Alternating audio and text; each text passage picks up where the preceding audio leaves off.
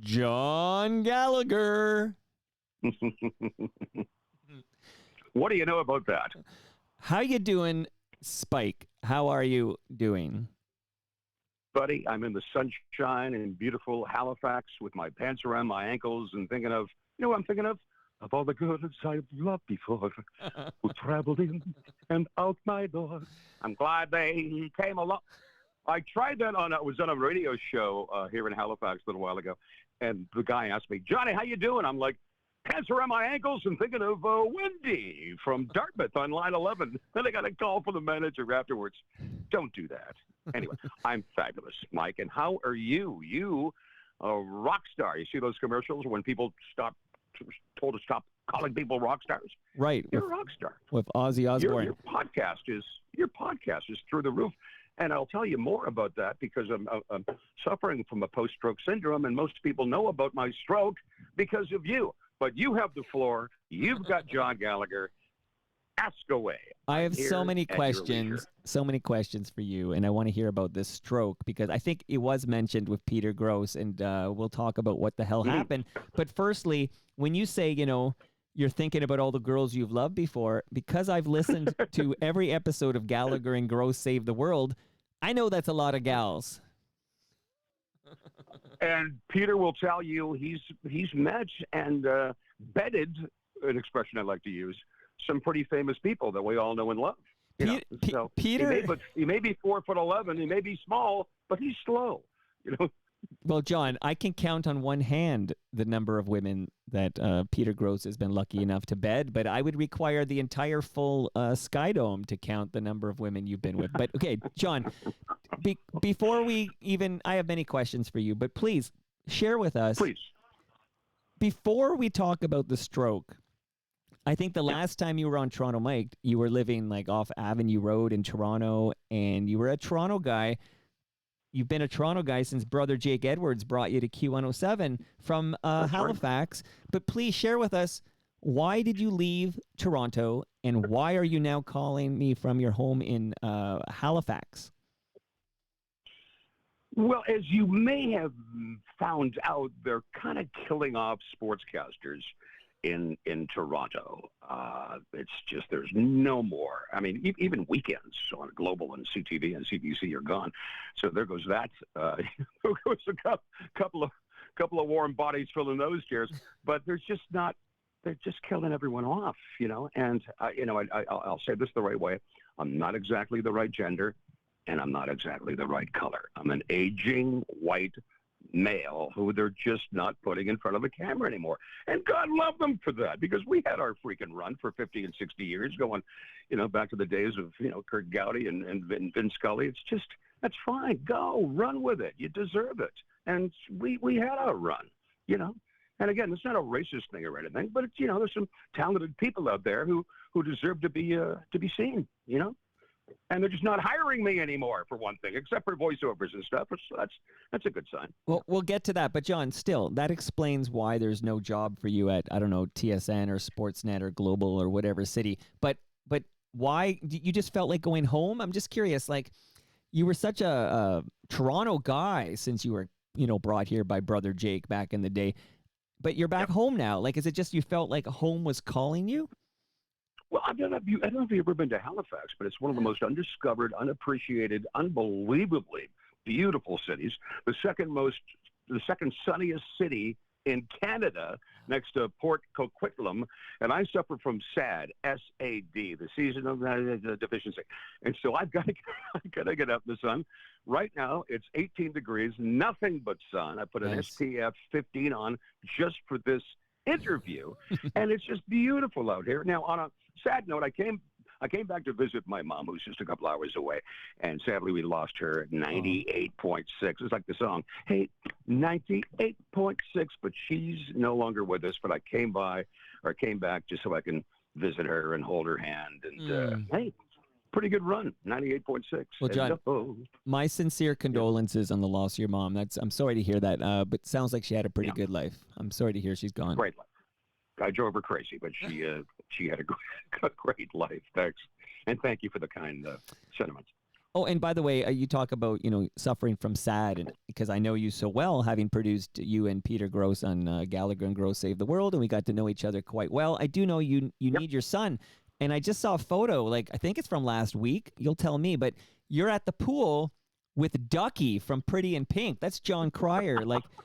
Can you are you buddies with John Cryer? You're just hanging out with him in Well, Saint Martin. I am now. I am now. I mean, one of my favorite movies of all time. With John Hughes.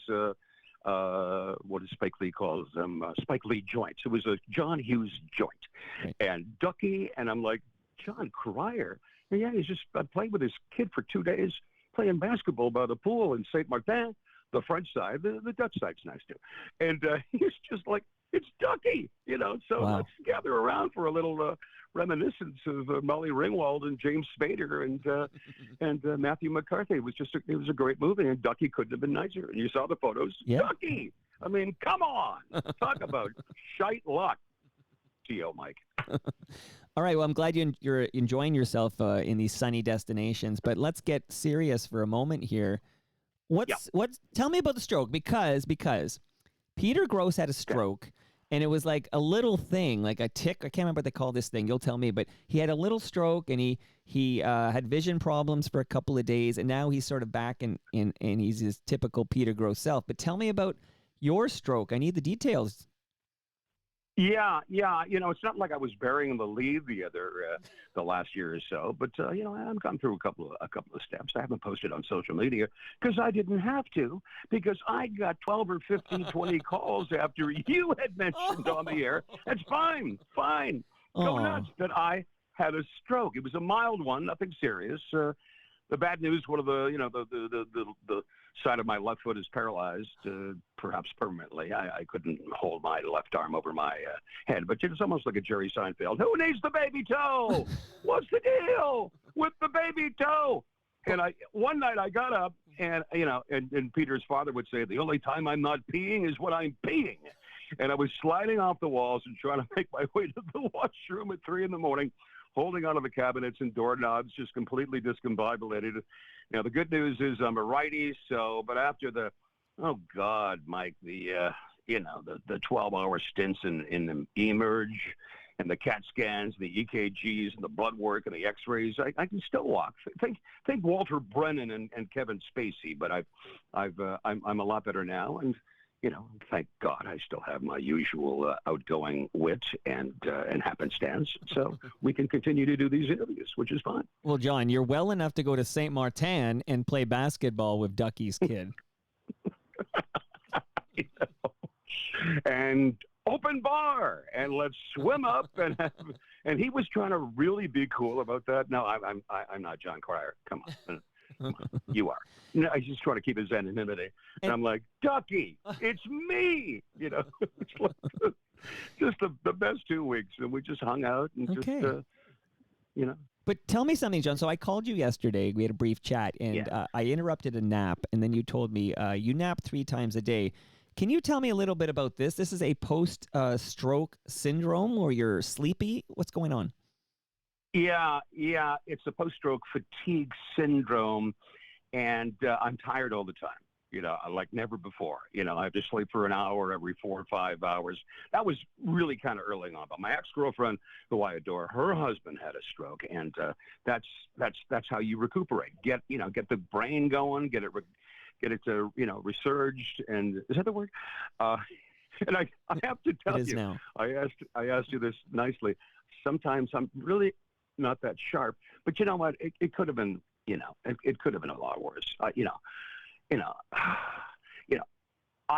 have to do my exercises, and I have to, I could be sitting with my Jamaican nurse named the Fabulous Moolah with a wet nap, watching VHS tapes of all her old wrestling moves and eating tapioca pudding 3 times a day. That's bad. Well, John, Tim, yes, you're everything for you.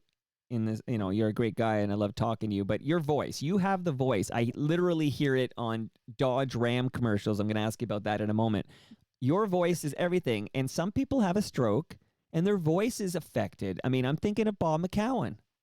I was going to ask you about Bob. How's he doing, the Well, Bobcat? I'm the wrong Good guy to dog. Is he ask. back on, or? John, I'm the Yeah. only guy. Well, I'm not the only guy, but he's like the only guy who doesn't care for Toronto Mike. Can you believe it? I have no relationship with him. In fact, it's No. yeah. He kind of was snarky when I had the audacity to invite him to be my guest for episode 500 of Toronto Mike. I should have just called John Sure. Gallagher. Well, I was on episode 500, so that's good. That was 1,000. That was episode 1,000. That has. Well, either way, we're not here to split atoms here, my friend. But I don't know anything about. I do remember having a great time Yeah. on the air. I always have a great time with you and Peter Gross and who's my good friend Perry Lefko Oh, how's Perry he doing? Lefko loves you. He's a big John Gallagher head. Absolutely. Attaboy. So okay, but He has so no taste. I No don't know taste. anything about Bob McCowan because, quite frankly, for whatever reason, he decided to I don't know, dislike this podcast. Maybe it's a threat to his broadcasting supremacy. But if I threaten Right. people, that's just me being myself. So I don't know anything about him, but I do know his speech was affected. His speech was affected by the stroke. And I'm listening to you now in my headphones because this is a phone call, everybody. I can't see the great John Gallagher, but I can hear you. And you sound as good as ever. You sound Dodge Ram worthy. Oh my! Do you want to hear my Dodge Ram truck story? Well, can I play it? I couldn't find it on YouTube, but I have a recording of it off the TV. Do you mind if I play a little bit sure, of you? sure. Okay. So Absolutely. when I heard this voice on Sportsnet, I heard this voice. I screamed to the kids. I said, "Everybody, that is an FOTM we know as John Gallagher." Here you go. Let's listen to this for a bit. Rams Buckets celebrating the playoffs for giving you a chance to win the new Ram 1500, featuring extensive touchscreens for the driver. Clearly, it's recorded on the moon, John, so you'll have to forgive me, okay? But Yeah. if I can find a better Definitely. version. Yeah, it's right. I'll tell you a story. Ram home. The third goal of the period on the part of the Los Angeles Kings. Drew Doughty rams home a goal, Oh. and I'm okay. So it's 1990, and I'm having lunch at the Molson Indy with. Let me tell you another story about the Molson Indy and how Labatt's paid everyone at Q107 $20,000. Paola lives, and I'll tell you the story real quick. Yeah. $20,000, not to mention Molson for an entire year. Toronto Indy? Nah. Wait, Molson John. Indy. Molson. Labatt's gave Yeah. you personally 20,000 Canadian dollars if you promise not to say the word Molson's for 1 calendar year. Yes.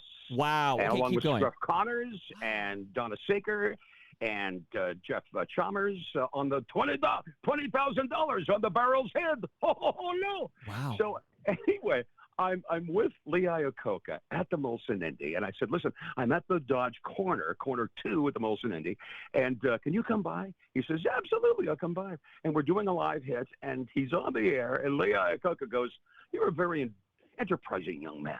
I think I'm going to take you down to Detroit and get you a job. And I looked into the camera. Moses Sneimer, did you hear this?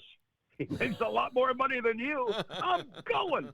So I keep in touch with the Dodge people, and you know, Lee Iacocca was on the cover of Time magazine. He changed the automotive industry in Detroit. Anyway, the guy from Detroit, from Dodge, Ram Dodge, he says, you got the commercial. If you can coerce one of the announcers to use the line Ram after the commercial runs, I'll give you another. Wait. What number was that, John? I missed it. What number? I don't know. I'm just looking at my my agent and my lawyer, and sure enough, the Ram truck. You'll see it tonight. No, I don't think there's a game tonight. No Anyway, game. You'll see it.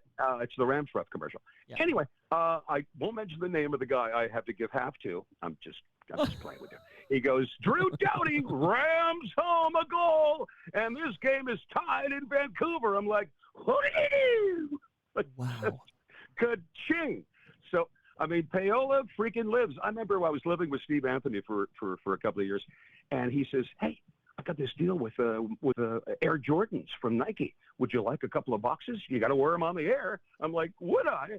And I have like 25 boxes of Air Jordans from 1989, 1990. It was at Much Music at the time. I'm like, good God. You know what they're going for on the Japanese? Wait, John, what size? Market? What size foot are you? Yeah, I knew that'd be your next question. I'm a 9, John. If these are 9.5. okay. Oh, because I'm a 9. Maybe now that your foot is partially paralyzed, you'll cough those up and give them to Toronto Mike. That's hilarious. No, I'll hook you up. But so, John, the Dodge Ram, because I mean, when I think of some of the voices I've heard voicing Dodge Ram commercials, like Sam Elliott, but they said, screw the Sam Elliott guy. He's a bum. We want the voice. And since the voice is no longer with us, shout out to Ridley Funeral Home, Mark Daly, we'll take John Gallagher. You are a mensch. Sam Elliott. You can't beat that. Oh, my God. You know what? You know what's an overrated movie, and he's the best part of it, is The Big Lebowski. You don't like it? I never got it. Mike. Oh, it's a bit irreverent, John, but, it's one of those movies that I find is highly rewatchable, and I feel like it's typical Coen brothers, so you're either down with the Coen brothers or you're not, I guess, but not going to be it's not going to be universally beloved, like a Forrest Gump or something, but if you get it, I think it hits hard. And John, I always told you that rug really ties the room together. And the best line from that movie is John Turturro. He's Jesus. He says, "You ever pull that stuff on me with your gun? I'm going to take it out of my wallet and put it up your ass and pull the trigger until it goes click." That is a great line. See, we're still quoting it all these years later, so it must have something going for it. That's right. And then he goes and licks licks his own balls, the bowling balls, and I just love Steve. Speaking of Steve Anthony, him and I went to Raising Arizona back in. I loved Raising Arizona. Nicolas Cage, early Nicolas Cage too. I loved that movie. Oh, good God. They didn't, and then he got into Barton Fink, and he got into all those strange movies. But I don't think the Coen, but Fargo just broke it up for him. But I love the Coen brothers. I do. I'm glad one more quick line from Big Lebowski that I like quite a bit. So you'll be arguing with somebody, and they'll make a point, but they're being a dick about it, and they might be right, okay? But I always think of that Big Lebowski line where he goes, "It's not that you're wrong; it's that you're an asshole." Right? And back to Mr. Mustache, the dude. Yeah. I think I'll have a sarsaparilla. I think I'll have it with the dude. And I met the actual dude. He came to all the Toronto International Film Festivals, and he told anyone and everyone that the character of, Jeff Bridges, the dude, the Duderama, the Duderemo, was after him. And everyone was going, the Rob Salems and the Jim Slotecks. Yeah, that's the real dude. I'm like, well, sit down. Let me buy you a sarsaparilla. It's funny you mentioned Rob Salem. He was literally here last week making his Toronto Mike debut. We had a great chat, me and Rob. Beautiful. Next time he comes by, he's coming by actually soon, relatively soon, in June, with Rita Zekas. Apparently, they're sleeping together. Have you heard this rumor? Oh, I think they've been doing that for 30 or 40 years. And we've had some very interesting late nights. Not so much Rita, but Rob Salem with Steve Anthony. They are completely. What do you call it? At the hip, they're thick as thieves. We'll say, yeah, they're thick as thieves. So do you know how Steve's doing? I think about Steve a lot because he's a beloved FOTM. But how's he doing? He moved back to Toronto, right? Well, him and I, it's funny because him and I have the same birthday week. Jake Edwards, brother Jake, let me tell you, he's April 1st. Steve Anthony's April 2nd. Andy Frost is April 3rd. Dick Smythe, and here's how things looked at Dick Smythe this morning. My lady and I were up at and I'm on the 5th, and Letterman's on the whatever. Wow. And it's just like birthday week celebration. And I do talk to Steve. He's in great stead, and he's back in Toronto, and I don't think he might, me saying anything. But he had a bed and breakfast out there in the Bay of Quinte, and then COVID-19 hits, and what are you going to do with all those empty rooms? So you ask him that. I'll ask him that. He's rebounded quite nicely. I think he wakes up in the morning and does 12 or 14, radio promos for different stations from his basement, which I've been to, in his underwear, which I haven't been to. But that's not really important. But enough about Meat Sue, okay? Listen, bye-bye, Mon Cowboy. All right. Mhm. So Oh, did you want me to tell you that story? well, you can retell it because I've had this chat with Steve Anthony only because I had a huge crush on Mitsu, so I lived precariously Yes. through Steve Anthony. Right. And she's absolutely the most gorgeous Quebec. Well, good God, I grew up in Montreal. Steve and I went to the same high school in Loyola, an all-boys school, Catholic school. You know, we'd wake up in the morning and say, "Gee, what kind of a tie am I going to wear to impress Mr. Seguin in math?" Anyway, I wake up one morning and I see Steve and Mitsu flirting on Much Music, and I wake up the next day because I got to get up early, and Mitsu was sitting there.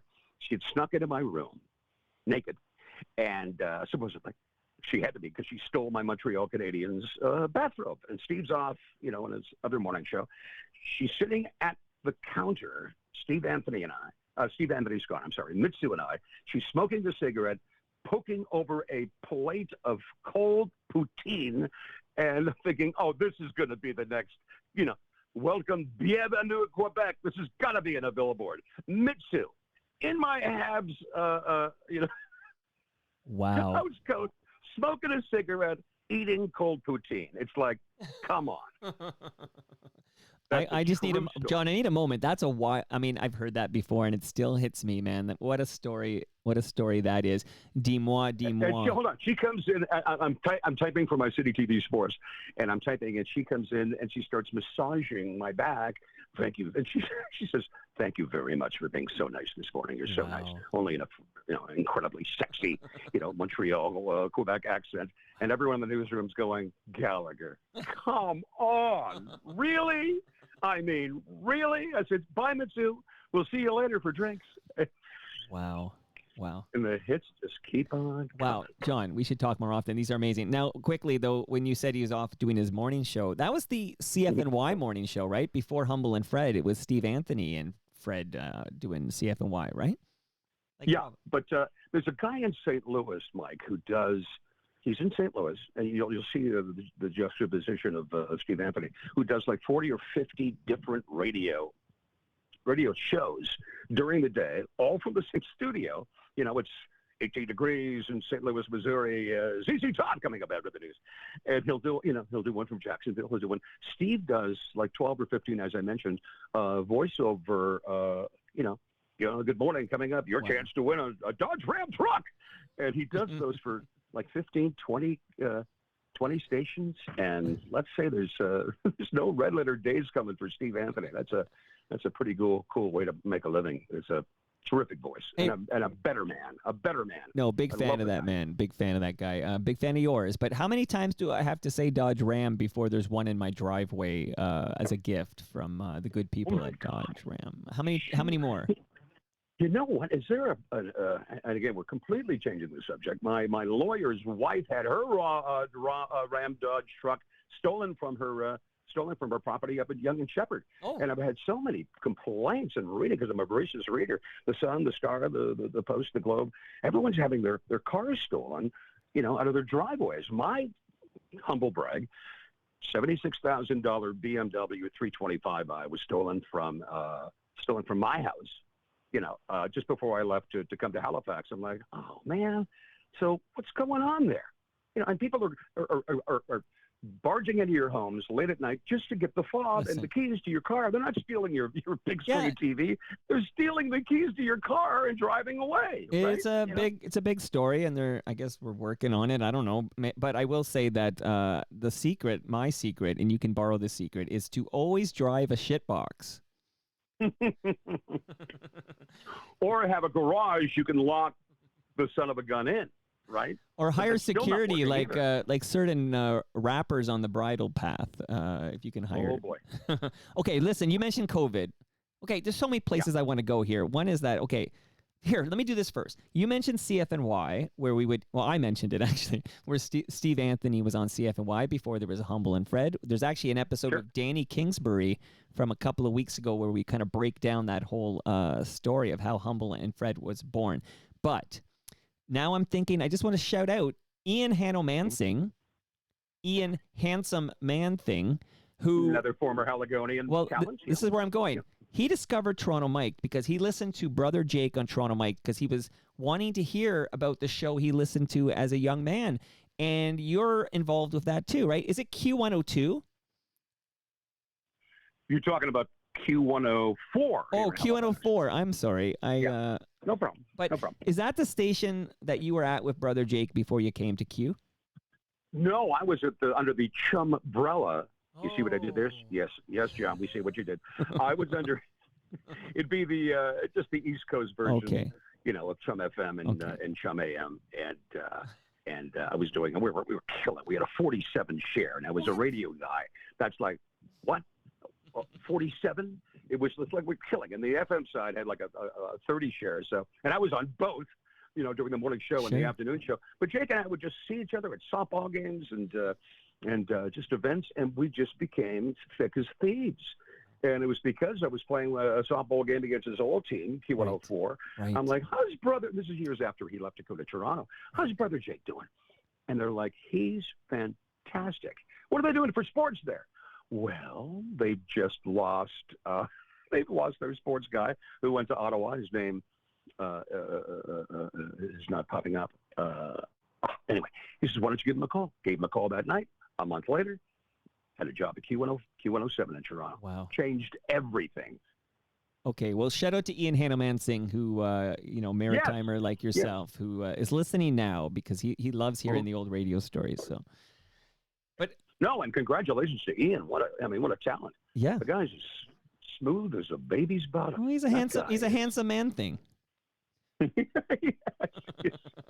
And when he comes on Toronto Mike, I'm going to introduce him that way. Welcome to Toronto Mike, Ian Handsome Man thing. Hey, and also you mentioned COVID. COVID really wreaked havoc with the bread and breakfast in Prince Edward County. But I blame COVID for killing Gallagher and Gross Save the World. Can you, for the record, definitively tell me why did that beautiful podcast have to end? Was it COVID? It wasn't that a great Gallagher and Gross Save the World. And we just bounced off each other like we've known each other for years. And talk about talents. Peter Gross, I believe I had someone, and I don't care. He's a good friend of mine from the Sharks Den, who owned the excuse my stroke. You're talking about Michael Weckerly. Michael Weckerly, he owns the El Macombo. Thank you. He has his own studio. We're going to do the show there, and then COVID hit, and he couldn't book Minnie Pearl. And God bless her with the tag in her head. He couldn't because there was no. That reference brought to you by Hee Haw in 1968. I get that reference, John. I remember Minnie Pearl, so I'm old enough to remember that. It's in Montreal, and I always came on before Hockey Night in Canada. So we're like, oh, I'm a picking and you're a grinning. Come on, the Habs are tied.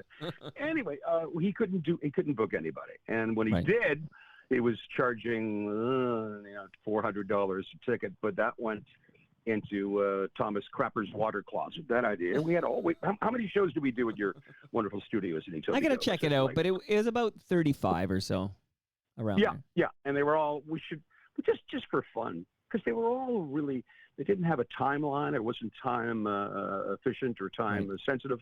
We should rerun those. That'd be fun, because I just talked to Peter in the weekend. I talked to him after every major horse race, and how about that Kentucky Derby by a nose and a nose and a nose? Right. Anyway, he knows more about horse racing than anyone else. I think it was COVID, and we had all the sponsors lined up, and then we tried again, and no one was doing anything. And next thing you know, John Gallagher is in Halifax. So, did Peter? By the way, next time you talk to Peter, get him to tell you the story of how a recent Toronto Mic'd appearance by Peter Gross has us both in some very hot water with the courts in this province.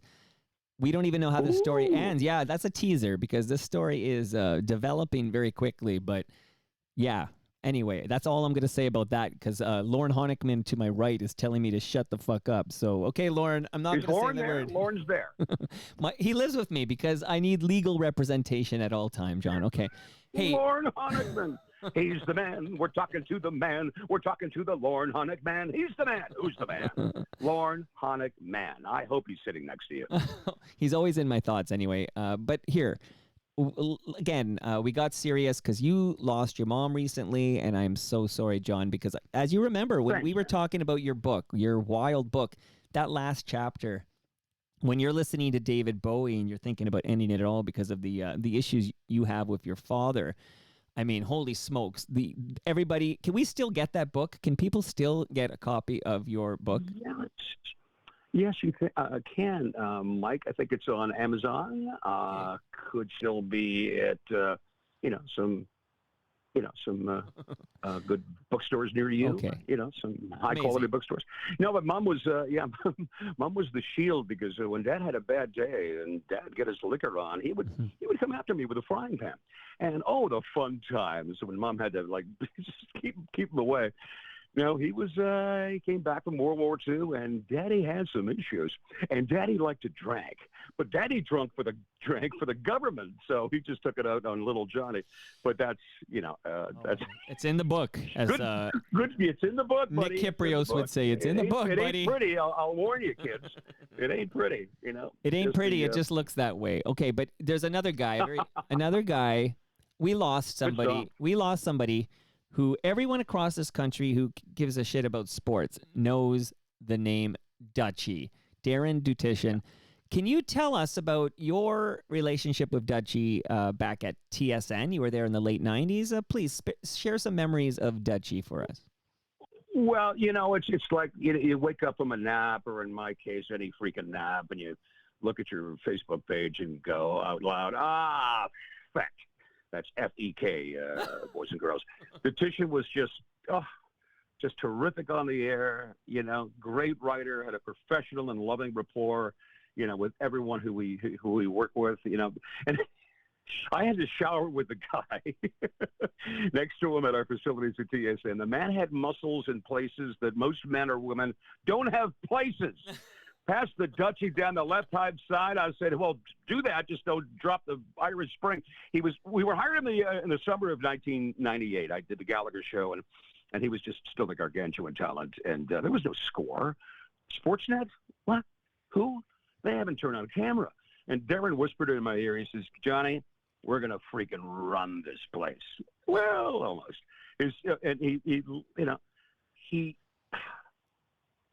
I'm getting a little emotional because I'm 57 is just too young. But we laughed all the time, lovingly and wantingly, and it was great with everyone else. At the end of the Gallagher show on TSN, we do a 2-minute bit, and he'd always go, "Hey Johnny, your Habs are playing tonight. You're gonna love this."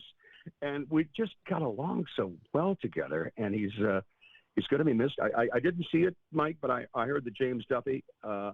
Brad, I'm sorry, who were his other co-hosts? See, don't have a stroke. It's Rod Smith. Rod Smith and the lovely blonde in between. She was with Dutchie for Jennifer Hedger. Jennifer Hedger. And they started to cry on the air. I'm like, well, this is the mark that this guy made. And, in the words of Michael Stipe of REM, Dutchie, I'll see you in the heaven if I make the list. Yeah. And by the way, Keith Pelly, who ran TSN back then, thanks for taking a flyer on some wonderful ladies and gentlemen in this business of show in our young 30s. And like it or not, you've got excellent talent. Good luck with those leaps. But he just lit up the room, Mike. We had so many fun times together. And 57, that's No. fill in the blanks there, man. That was bad.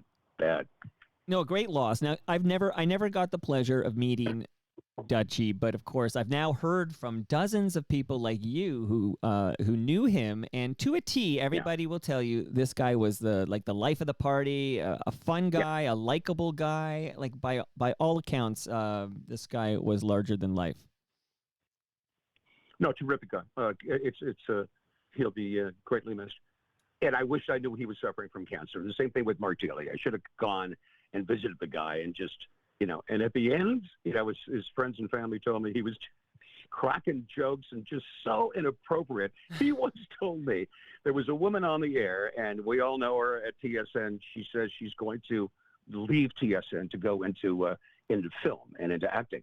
And Dutchie at the press conference leans in, "Well, we know it's not going to be the porn industry."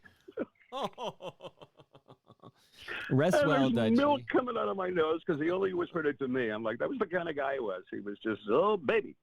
Good one there. Oh, I'll tell you. good segue because now I'm hearing a tremendous, the best, let's call it the best Bob Cole impression this side of Mike Richards. Please share with me any memories about now. 57, far too young, Dutchie. No, look, I can see 57 right ahead of me, and far too soon to leave the party. But at least I've Bob seen Cole. it in my rearview mirror. It's not bad. It's not bad. It's coming up close. But Bob Cole, Bob Cole had a good 90, run. But talk to me about 90, Bobby. right? Yeah. Yeah. That's for the old baby calls. But when he was really excited, he'd call out Gore, a hybrid of goal and score, or is goal, skull. Now, a couple of fun facts. One night, Mr. Cole and I sent you a picture. Did you get that little photo I sent you? Yeah, I saw it. Yeah, I have it. Yeah, it's Bob Cole and my ex-good lady, live-in common law wife.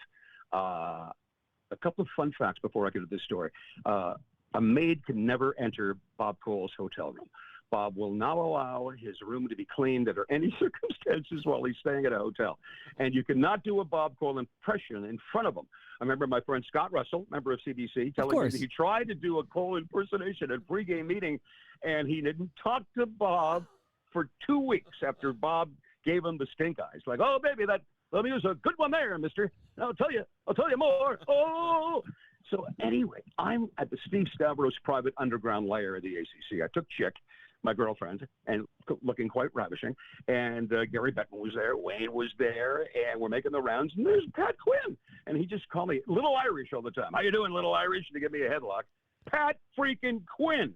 Anyway, we're sipping some fine whiskey. I looked around and noticed Bob Cole flirting with my girlfriend Chick across the room. We thought it was nothing until I got the phone call from Chick. She goes, very funny. I says, what? Well, I got a call. Go. Obviously, you doing an impersonation of Bob Cole. She played the voice message. She goes, hello, Chick. It's Bob Cole. Bob Cole here. I don't know what you're doing tonight, but I'm downtown. I'm going to Biff's Steakhouse. Call me later at the hotel when you get a chance. I'll tell you. And it wasn't even a normal voice. He was doing the play-by-play, trying to pick up my girlfriend. Wow. Now, she hadn't given her business card, Mike, and somehow he tracked her down to her office, got the number, and kept calling her to ask her out, and she did it again. I'm like, well, obviously it's Mike Richards. And it wasn't. It was Bob Cole trying to pick up my 9-year common law wife. And then it didn't really dawn on me until I heard Catherine Humphreys on City TV once, and she's like, with Bob Cole, and you got to look out for that Bob Cole. Oh, don't squeeze me there like a Charmin commercial. I'm like, I knew then that he was quite the ladies' man. And I'm like, this is great. So at Chick's, party, she was a Bay Street exec. We played the Bob Cole. Oh, baby, Bob Cole here. Going out to the steakhouse. Thought you might like to join me there. Oh, mister, gonna be a fun night. I can't do a Mike Richards. I can't do a Bob Cole, but that's the way it sounded. Absolute truth story. Wow. Wait. First of all, you didn't finish the story. Did he score with your girlfriend? God, no. She never answered him back. She never called the hotels like this. She's living with me, so it was just the strangest happenstance to have a guy of that talent and magnitude. I said on social media, I want to clear the air, that he was the gold standard. Danny Gallagher was better than Bob Cole. Dan Kelly was says you. But you're a Habs fan. You're a Habs fan, so you have a bias there. You would have heard more Danny Gallagher than you would have heard Bob Cole, right? Mm-hmm. Yeah, like that's everyone thinks that Danny and Dick and Danny, the Dick and Danny show. I grew up in hockey in Canada. Everyone thinks that they were, biased. Well, if it's Montreal 10 and the Washington Capitals 2, I've never seen Danny get more excited over a goal than the other team scored, including Gary McAdam in the 1980 in overtime, the first round series against Minnesota. I sound like Bob Cole here. Oh, baby. Everything is happening. Good fellow from PI. But, and then you get Bob Cole, who's doing the Leafs game every Saturday night. And he sounded like a homer because you had Bob and you had the Leafs every Saturday night for 25, 30 years. Well, Mike. this is my perspective. So I'm a little bit younger than you, and I grew up obviously a Leafs fan in Toronto. So to me, if I had to pick who's my favorite all-time hockey play-by-play voice, to me it's Bob Cole. I like Bob Cole with Harry Neal. That's my go-to duo. But I never thought Bob Cole was biased because he had the same, to me, and to my ears, he had the same enthusiasm, the same calls for the opposition to the Leafs than he did for the Leafs. The guy who is rightfully super biased because he is the regional broadcaster who works for the team is Joe Bowen. You can't listen to a Leafs game without the obvious "Go Leafs Go" coming from Joe Bowen. And the Holy Mackinac. Yeah. And so Joe does not call a game both sides, right? Joe is there unabashedly with Jim Ralph, who's great as well. He's unabashedly rooting for the Toronto Maple Leafs. And I never got that vibe one time from Bob Cole. There is a Bob Cole drinking game. Have you heard of this? Tell me. It's fascinating. When Bob says the right first name but the wrong family name of the player, you take a drink. When Bob has the wrong first name but the right family name, take another drink. I could go on and on. When Bob goes, "Oh baby, anything can happen there," take another drink. When Bob says "Holy Mackinac," take several drinks. You've had too many already. That's Bonesy. I feel bad about Bonesy, and he worked in Halifax. You wouldn't believe the talent that worked here, including like Brian Henderson and Gordon Martineau. Wait, did but Gordon Martineau Montreal? But you're telling me Gordon Martineau started in Halifax? Gordon Martineau started in Halifax, Mike. Okay. And so did Bob. So did Joe Bowen. I felt so bad, and again, it's been raked up and down around the corner. When Morgan Riley scored last year to win the series for Tampa, poor. And they were sitting in, the Leafs didn't have any money to send Ralphie, Jim Ralph, and them down to Tampa, for the game, and they went into overtime. They were looking at a television freaking screen, right? A monitor. And when Morgan Riley scored, poor Joe Bowen, Mo, Riley, holy Mac. And then Jim's probably giving him the elbow. I think that was Tavares who tipped it in. Oh, it doesn't matter. But really, it did. I feel bad. But again, he doesn't get the opportunity to call many series-winning goals for this team because it's only happened once in 20 years. You're dead on. You're dead on. Well, I mean, during the Shannon plan, he's been there for 10 years and just won. And one playoff one. It's almost like Jerry Howard. Now, I didn't mind who did the play-by-play for the Blue Jays, but like Tom and Jerry were like, they were like the voice of summer. Hello, friends. Jerry Howard here for Royal Hooking. There she goes. I loved Jerry. Yeah. And if you're listening, I still love Jerry. Yeah. And every time I wanted him on the TSN or the City TV CP24 show, him and Tom Cheek would come on. In fact, they sent their wives home to get nice shirts to come on the show because they just had their golf shirts on. I'm like, well, God love you for that, Tom and Jerry. But they're the voice of summer, Mike, right? No. So I mentioned I like Bob Cole and Harry Neal for hockey. Well, there's no doubt if it's baseball, I want Tom Cheek and Jerry Howarth. That's my voice of summer, without a doubt. Thank you. Without a doubt. Yeah. John, how you holding up? And, just because I know about your post-stroke fatigue syndrome, you okay for 5 more minutes here? I have 5 more minutes. I'm glad you asked. Yeah, I'm, again, the sun shines. You sound strong, so let me... Little chocolate lab, Jack Johnson, named after the first black heavyweight champion of all time. My girlfriend's like, oh, Jack Johnson, I have all his albums. Not that one. Oh, Jack Johnson, the 6'9" defenseman for Columbus. No. But the boxer, 1919. Love it. Greatest heavyweight champion of all time, Little Abner. So I'm just sitting with a ball and with my, I won't say pants around my ankles, but they're getting there. I got to tell you. You sound strong. I just want you to know that the stroke you got, I know it makes you tired and there's a lot of recovery, but your voice and your patter, if you will, to me sounds strong. So I just, that's good news for the Gallagher heads out there. Okay, couple of quick hits on our way out. So you're doing, obviously, I hear you in the Dodge ad, Dodge Ram. Maybe one will show up in my driveway later today. But you're also doing cartoon work. You're doing some big cartoon work, right? I'm on Teletoon on Saturday mornings. I've always wanted to be a talking dog. I'm now a talking dog named Boomhound, and I get to talk like this. I'm part sportscaster, Natch, part boombox, hello, But you know, I ever grow up as a kid. I'm a little older. I mean, Hot Dog from the Archies and Scooby Doo. Hey, Scoob. Huh? And even the the nemesis for Josie and the Pussycats. He was like, Right. and they go, okay, John, do 2 takes, and then just go off the, go off the roof, jump off the roof, do whatever you want. And I just, talk about, meeting girls and like, well, how old's your kid? Well, he's 8, 9 years old. Have I got a great show for him? And so there's an in. You're actually a talking dog on a Saturday morning cartoon.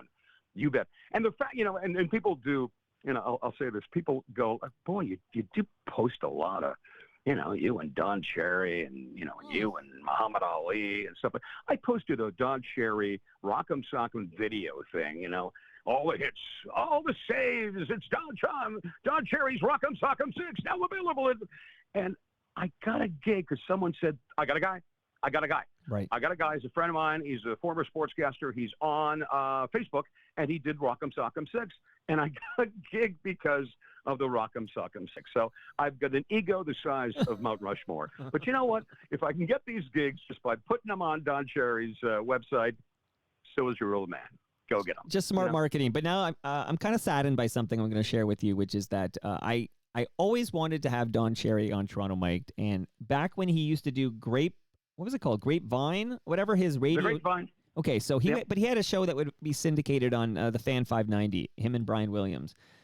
And at that time, I actually, that was great. Yeah, Grapeline or Grapevine, because he had both. Like one was a TV, one was a radio. Anyway, my buddy. Well, the Grapevine was his bar, I think, Mike. But the Grapeline was his radio show, which was fantastic.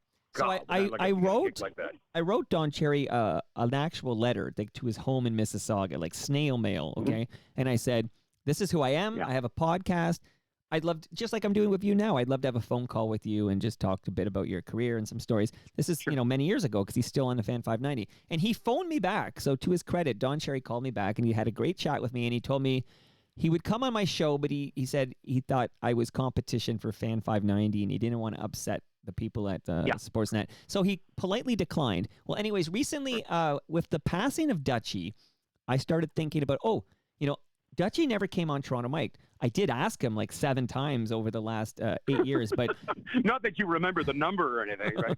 Well, I had to go search my Gmail. I don't delete these Gmails, and then it turns out he never once replied. So I don't even know if he was no or he just never cared to answer or whatever. But anyway, he never came on. Now, John Derringer was also elusive to my friend T.O. Mike. Well, he phoned me. He said, here's my thought on Derringer. There's 2 things going on here. I'll come back to the Dutchie thing because it ties into Don Cherry, but I will keep track of that. Sure. Except to say with John Derringer, here's my thought on that. I believe with all my heart that John Derringer knew that I knew too much because of my relationship with Humble and Fred.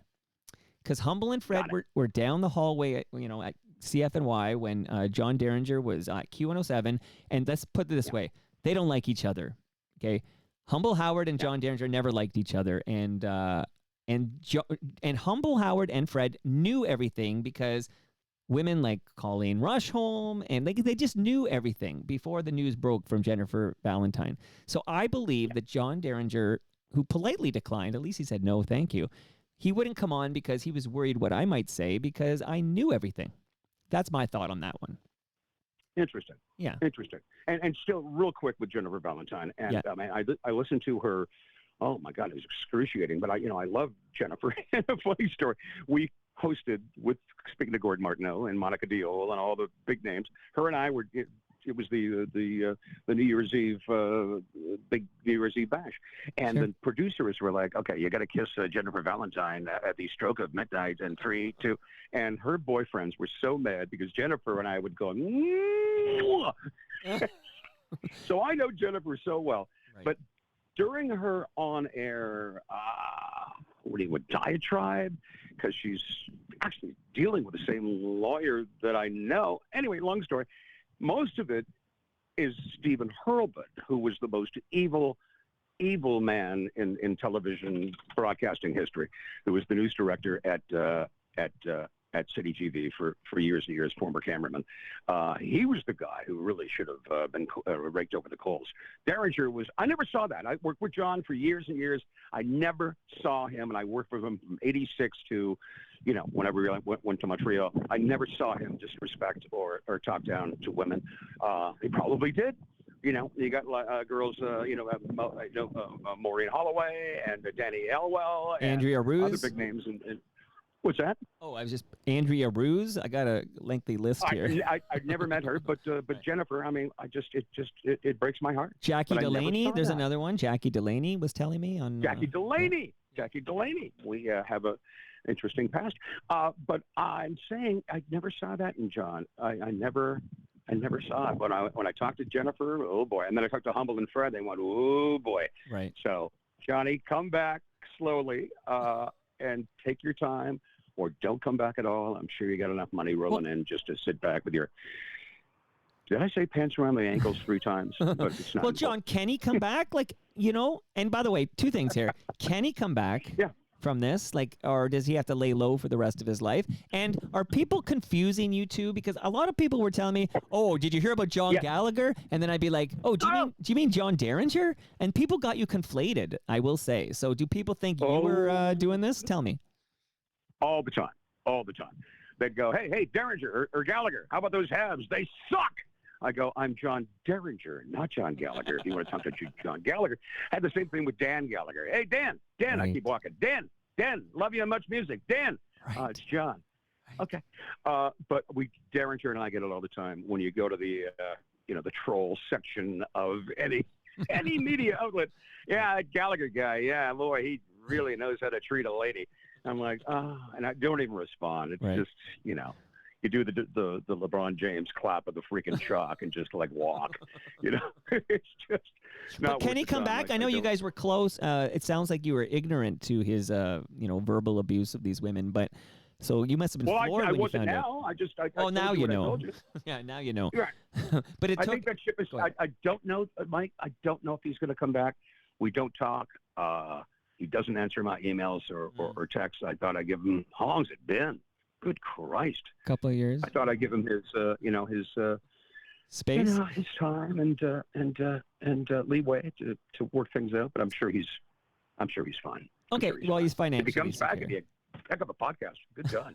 Not that he's any competition to T.O. Mike. Well, he can come over here and we can talk about it all. Maybe that'll be his comeback will be that he actually comes clean and apologizes on Toronto Mike. So John Derringer, if you're listening, come on over and just let's have a heart-to-heart about this, right? But Mr. Gallagher, where I was going with Don Cherry is I recently chatted with Timothy Cherry. Tim Cherry is, of course. Yes. So he is your porthole into the computer of Don Cherry. Right. Go to Tim. Right. Yeah, so I'm talking to Tim, and I'm saying, Tim. Yeah. Hey, I'd even though he's 90 years old, I'd still love to have a phone call with Don Cherry because, again, I'm not afraid to talk to people who have been quote unquote canceled or whatever. I'm happy to have a conversation with any reasonable human being, and I consider Don Cherry a reasonable human being. We can have a conversation. Yeah. I said, let's have a fair and a civil conversation. And Tim said that Don, at this point in Don's life, he is completely done doing external media. Like he'll do his own podcast with his son and his family. But he's actually except if you're Joe Warmington, then you got a front seat. Well, I'm watching closely to see if that happens again because apparently, they've made a decision that Don's done doing external communication, and it made me sad because we talked about Bob Cole and Harry Neal. Well, tied to that on a Saturday night, of course, was Coach's Corner with FOTM Ron McLean and Don Cherry. And, for better or worse, and I never agreed with his politics. I saw what you did there, yeah. Mr. Sanctimonious in Well, that's his title, John. That's his title. Okay. But bottom line is, it did make me sad that this voice I heard, and he used to be, before things got a little ridiculous, absolutely appointment. Like now I don't watch anything during the first intermission. I go do other stuff, But I used to make an appointment. Like, the first period's over. I'm gonna go get a drink or go to the washroom, do my whatever, get some food. But I'm gonna be back in front of that television for Coach's Corner. That's how it was for decades. Yep. So I'm sad that basically Don might be phasing out his that part of his life. It just reminds you that time moves slowly but carries on. I must tell you before I go, the first thing that I did the next morning after they fired him was call Don Cherry. And he called in a couple of days. I tell you there, Spike Boy, you're a good, I tell you right now, a good guy from Quebec there, or a visor. Anyway, he says, I'm just going to do it from my kitchen, Johnny. I'm going to do it with Tim. I'm going to do it with my my grandson. He's going to do, work the board. I love you. I'm like, let's just do it at 9:01. We'll get Labatt's. We'll get Molson or whoever. We'll just pile on the money. I tell you, good idea. And he said no. He's going to just make it a family thing. Is that still on the air? Yeah. It is. You know why? When Ron Ellis passed away, I had a really, on Toronto Mike, a great conversation with Steve Paikin. People should check that out.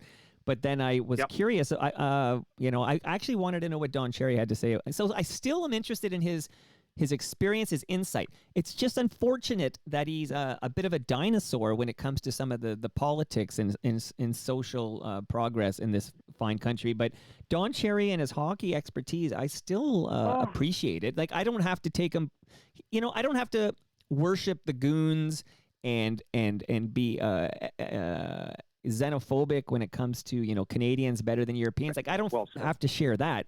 I still enjoy hearing from the man, and I wanted to hear what he has to say about Ron Ellis. So the answer is yes.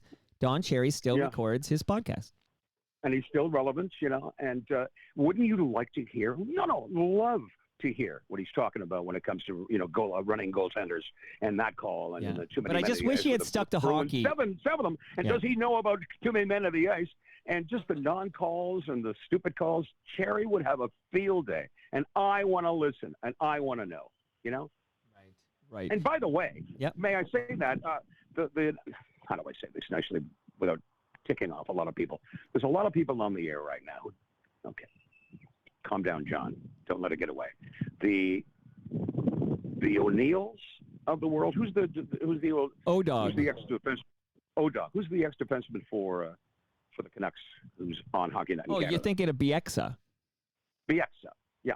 There's guys like him, and I love Elliott, Ron, but these guys look like they haven't had sex in months. Smile. I haven't seen any of them smile. There's other guys like out there like that. I'm like, come on, make it fun. It's Hockey Night in Canada. The whole world's watching. Good God. Don't talk about the X's and O's and stuff like that. It's, be a Cherry. Don't be a BXA. Be a Cherry. Be a Gallagher. At all, or am I way up? I hear you. I will say I've lost complete interest in everything outside the game. So last night's a good example. My wife, that's right. You don't watch Hockey Night in Canada. So my wife is born and raised in Edmonton, Alberta. And she's very excited about, actually having a hockey team that can win a playoff series. I don't have that, so as you know. So her team was, Game 7 was last night, and we made it. It was appointment viewing last night. I actually was going to go see a Neil Young concert, and I decided to spend the night with my wife watching the Edmonton Oilers. But I'll catch Neil in early July. And remind me, before we say goodbye, to talk to you about Honeymoon Suite. But okay. So I'd love that. It's funny because it was with my post-stroke syndrome. Okay, Johnny, enough. Okay, you have to sleep 5 freaking times a day. It was 3-0 with 8 minutes to go. Right. And when you called me, and I'm just like, can we do this tomorrow? Which we had planned anyway. And then it was 3-2. How was the finish? I got to go downstairs and watch it. I was cheering for Vancouver because as a Leaf fan, my first cousin is Gary Monahan.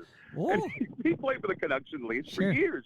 And any former Canuck is a cousin of mine, Mike. Well, listen, my point is I caught myself doing what I always do with Leaf games, which is I watch the game and I don't watch anything between it doesn't draw me in. So I'm not saying it's broken. I like Elliot Friedman. I like these guys. Elliot's been in the basement. Love him. But for whatever reason, there's nothing that makes me feel like, I need to hear and see these people. Exactly. Entertain me. Don't give me stuff.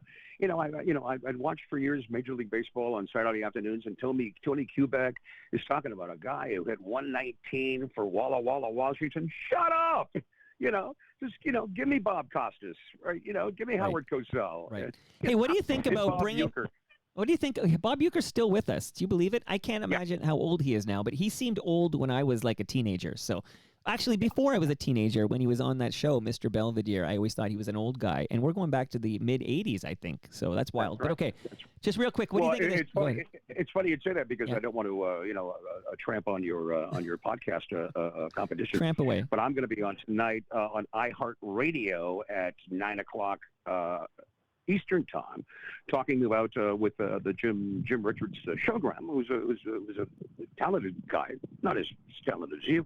We're going with all the athletes who turned into movies, and Bob Uecker, and I got a story about him and Yogi Berra and Billy Martin and Tommy Lasorda and Duke Snyder. That's going to knock your socks off. All right, that sounds interesting to me. Jim Richards, got a lot of respect for Jim Richards, and another guy who won't come over for his Toronto Mike debut. So, but I have a lot of respect forIm Richards. I'm not bitter about that.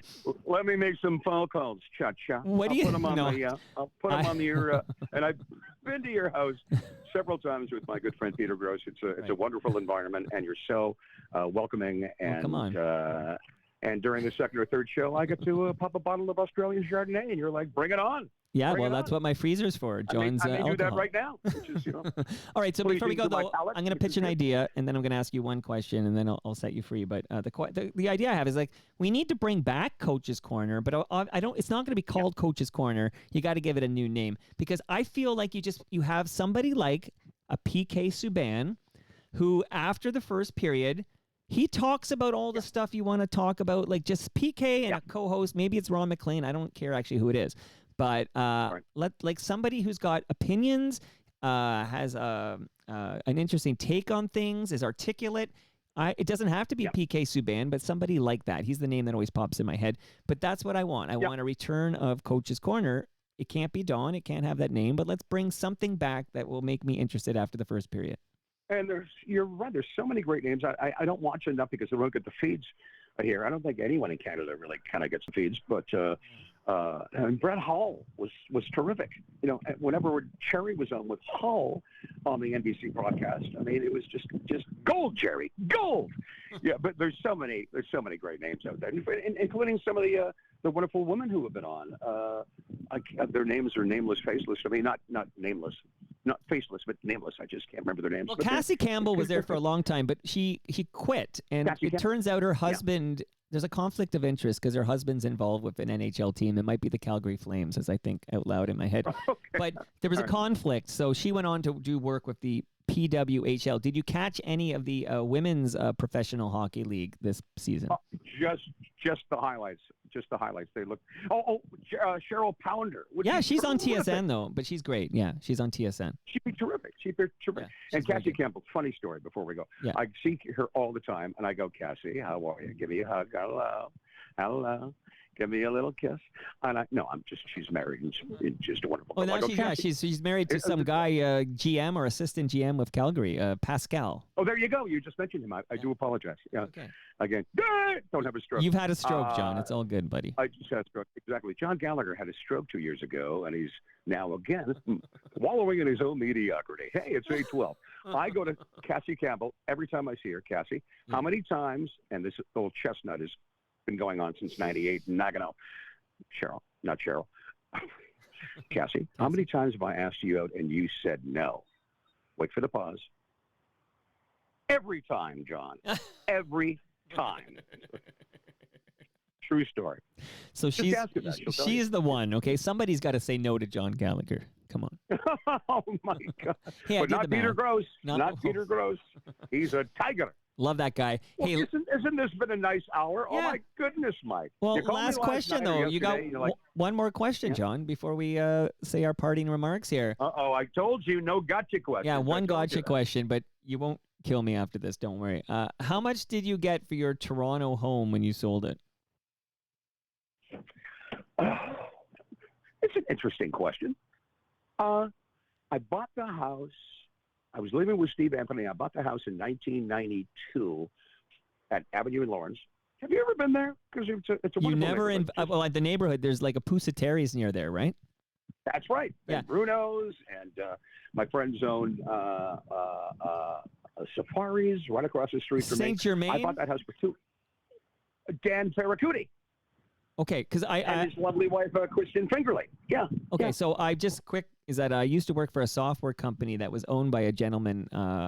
Love this guy, Walter Maves, and Walter and his wife Audrey lived on Saint Germain, and I've been invited there many times. They literally had like a pond in the backyard with the fish koi or whatever it's called, and I always felt when I was there like, oh, have they seen my T4 because I don't belong in this neighborhood. I lived on Saint Germain, exactly, and then Drums and Plaza up the hill.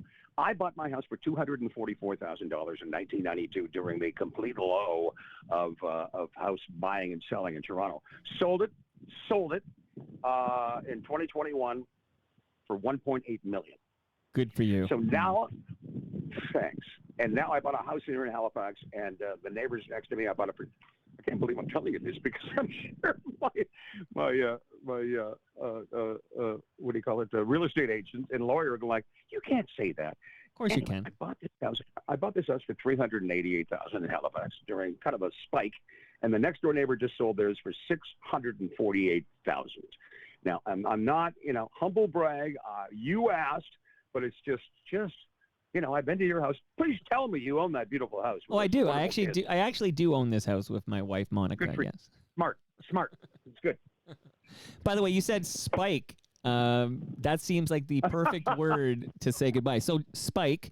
Let's not let 5 years go by before we chat again. And maybe next time we talk, it's Peter Gross comes over and we both chat you up, and maybe it's like a bonus episode of Gallagher and Gross Save the World, but in the Toronto Mike feed. It's the greatest the greatest hour that I can spend with you and just talk just about everything, because I didn't have a script. Let's just spitball. Right. When I talk to Peter, he always makes me laugh. I'm always got a wonderful smile, and just one of the great mentions of all time. And Harry left go, and I think they lost us at how much I bought my house for. By the way, so. You want to cut that out and just leave it at no, I'm just That's the best part. My friend, call any time. What a nice surprise. This is great. Okay, Johnny, I'm cutting it right there.